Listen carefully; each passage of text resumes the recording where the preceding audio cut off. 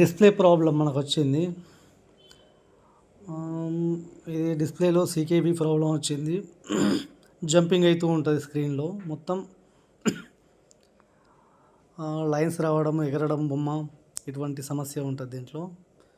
ఇది 50 inches TV బయటది. Panel వచ్చేసి CC panel పెట్టారు దీంట్లో.